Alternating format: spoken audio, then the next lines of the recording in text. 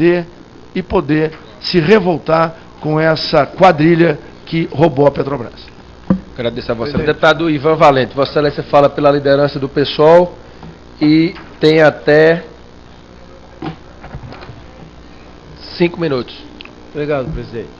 Presidente, queria lamentar muito a decisão de Vossa Excelência. Acho que Vossa Excelência cometeu um grave equívoco hoje, abriu um precedente perigoso para a CPI, porque nós já discutimos essa questão várias vezes na CPI, inclusive em Curitiba.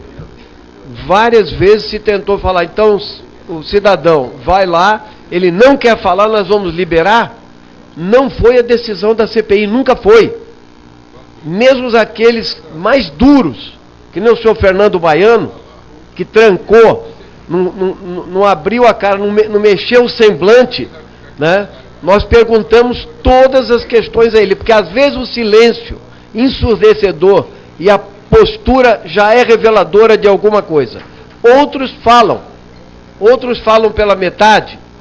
Nosso direito é o direito de perguntar. O direito constitucional dele, assegurado na Constituição, é querer não responder, mas não foi isso que aconteceu na maioria das questões. Então, um cidadão acusado desse jeito, o empresário, o empreiteiro, vem aqui, senta ali do lado do seu advogado, né, e fala assim, eu não vou falar nada. Nós perguntamos a ele, ele fala assim, então eu estou liberado, estou, tchau, vou embora. Isso é uma desmoralização para a CPI, minha opinião. Só o fato dele estar sentado aí, exposto, e ter que ser perguntado sobre as várias questões que a maioria da população não sabe, porque não lê o processo, nem tem condições de sabê-lo, eu acho que é um erro grave, presidente, um equívoco que não pode se repetir. Eu acho que a decisão de Vossa Excelência foi monocrática, é um péssimo exemplo, que aliás está sendo seguido pelo presidente da Casa, que toma decisões monocráticas constantes aqui nessa Casa, ditatoriais, nós não podemos aceitar isso. Peço a Vossa Excelência, consulte o coletivo antes de tomar decisões desse tipo. A CPI tem duas retas, ou ela se realiza, se legitima como um instrumento de investigação, de esclarecimento, ou ela pode tomar o caminho da desmoralização. E não é difícil que isso aconteça. Ontem mesmo, já com o caso Janene aqui, nós perigosamente trilhamos caminhos que para a sociedade brasileira não ficam claros. Quer dizer, tinha uma notícia de uma revista que dizia que o Janene não tinha sido enterrado, aí em seguida a mulher fala, isso aí é tudo fantasia, e a gente já está aqui querendo fazer exumação. Que negócio é esse? Nós temos que caminhar com precisão, com passos firmes. Nós temos que ouvir as pessoas que interessam. De fato, a CPI precisa ouvir quem precisa ouvir. Entende? Não é só aprovar 300 requerimentos, entende? De pessoas que prestaram serviços, isso e aquilo e tal. Porque há uma ansiedade na sociedade. Quem é mais visto não é o trabalho da Polícia Federal nem do Ministério Público. Ele é publicado depois.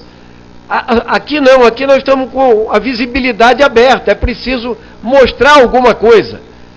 Inquirir as pessoas, mesmo que as pessoas não falem, de alguma forma, faz parte do trabalho da CPI fazer isso. Por isso, senhor presidente, eu quero propor que a gente, de verdade, consiga estabelecer um roteiro de esclarecimento, que a gente não aceite mais essa questão de não ouvir. Quem vai determinar se ele vai embora ou não é o bom senso da própria CPI.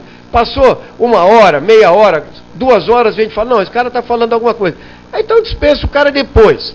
Agora, quero propor também a Vossa Excelência o seguinte, na próxima reunião da CPI, nós vamos fazer a seguinte proposta, e peço a Vossa que o plenário encampe essa proposta. Nós vamos fechar a CPI por 1 hora, e eu quero discutir o assunto Kroll. Quero discutir o contrato da Kroll, aqui dentro. E quero convocar o assinante do contrato da Kroll. Nós não vamos mais ficar em silêncio ou não podendo saber, como membro titular da CPI, quem está sendo investigado pela Kroll.